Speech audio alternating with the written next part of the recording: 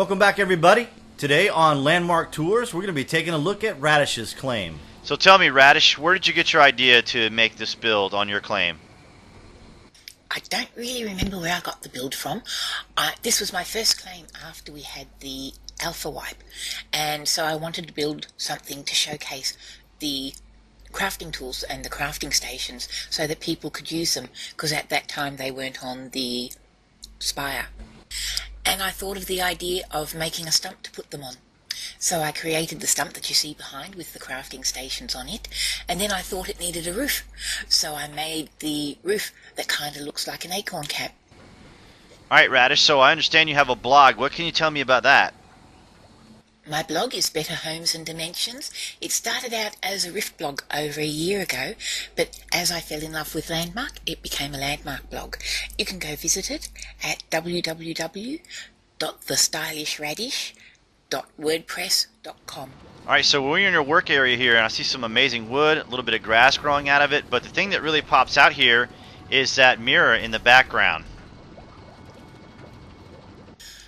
The mirror, that's my void storage, that's my bank. You can either craft it through the crafting stations, or if you paid for the Trailblazer edition of Landmark, then you get that as well.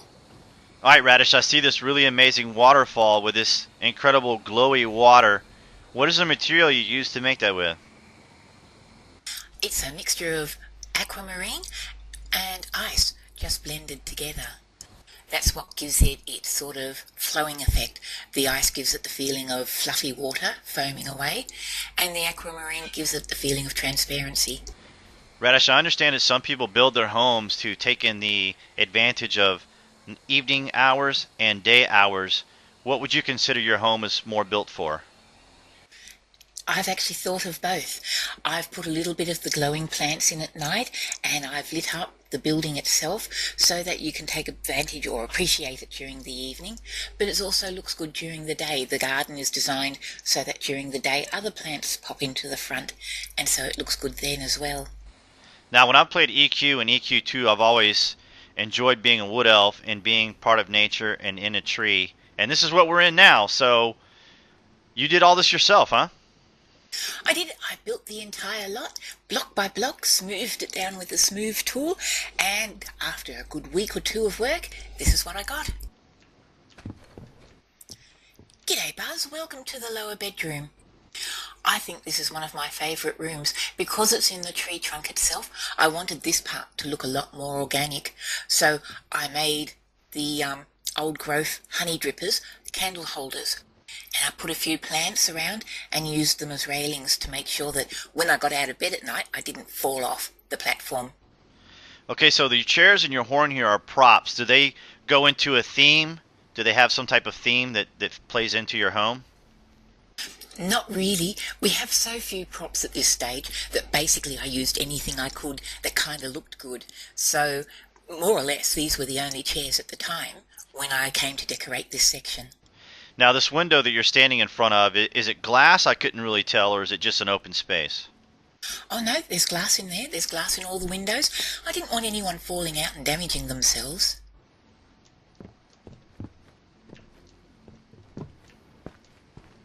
Shh, Buzz. This is the library. This is the quiet area for contemplation and knowledge learning. This is where I do all my research for my builds. And this picture up here, I've seen it in several people's homes. Is it indicative of the original EverQuest? You know, I don't know. I have never played the original EverQuest. I haven't actually come from the EverQuest background. Oh, is this your first time playing an SOE game? It is. I started off with World of Warcraft, migrated to Rift, where they introduced me to player housing, and that was it. I was addicted to player housing. Outstanding. Okay, Buzz, this is my dining area of the home.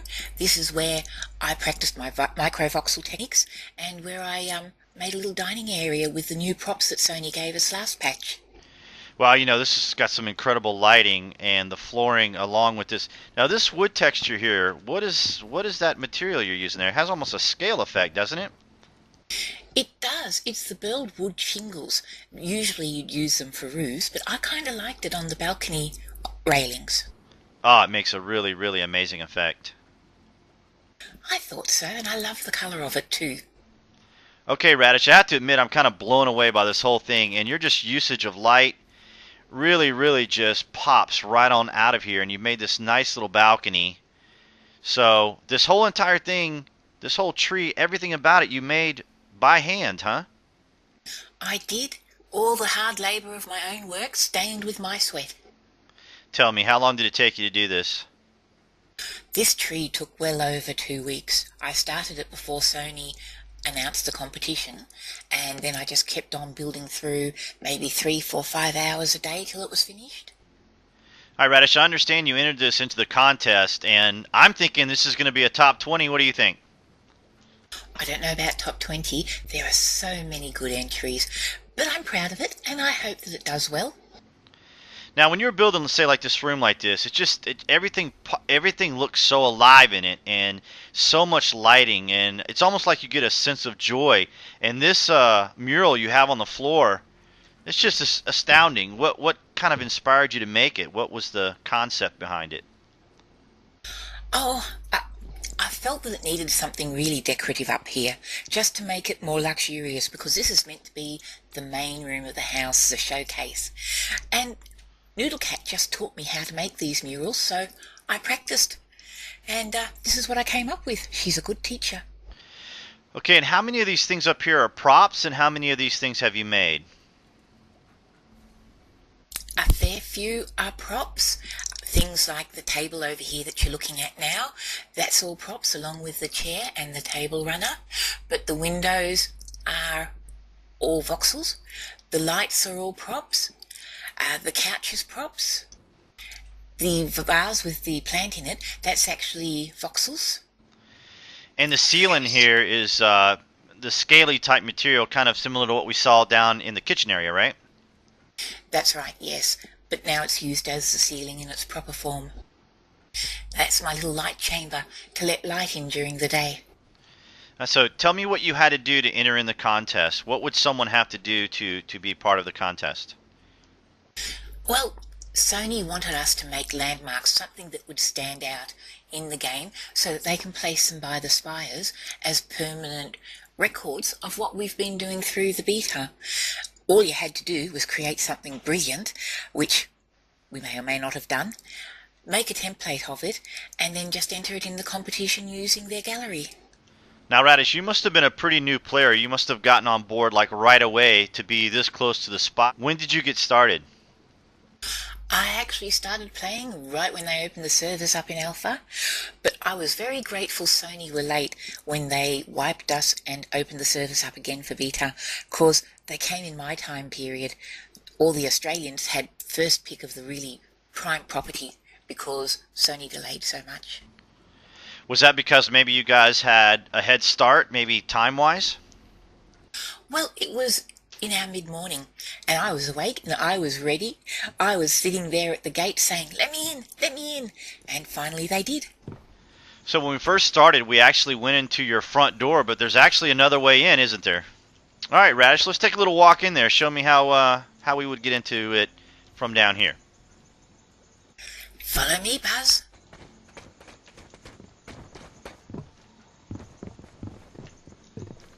And this was all handmade as well. All diligent handwork. Absolutely. So now we're right under the tree, and this is just the little hollowed out cave left by the tree roots.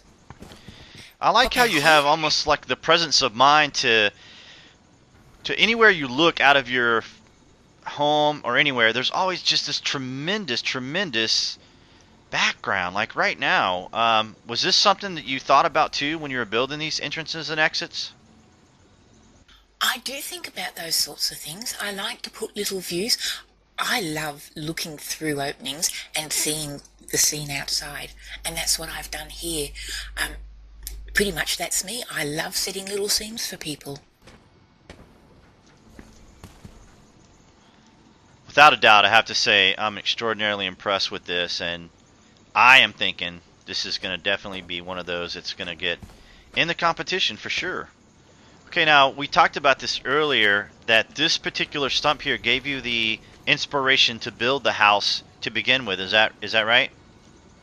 That's right, Buzz. When I made the tree trunk, or the tree stump for my crafting area, I was so satisfied with the result that I immediately thought of doing that in a tree form to make a tree house. It's very impressive. Now, you have all of the most current crafting stations, I'm guessing, right? Not all of them. I'm a bit slow when it comes to that, but I do have a few. These are the refining stations. These are the private use ones, so I put them down here because not everybody can use them. Now, this stump that we're standing in right now, was this something you had to carve out, right? It is. Part of it are props. See where you've got the green mossy wood? That's actually props, and the other part's earth that I've carved and smoothed.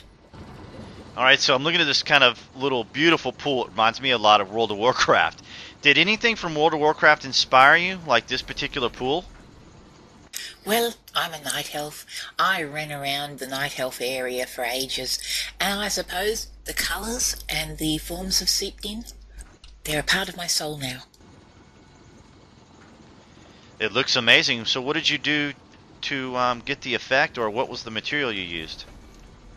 Well, the pool is made of ice and aquamarine, and I have put a violet light orb underneath to give it that purple glow, and that's what makes it all stand out outlined.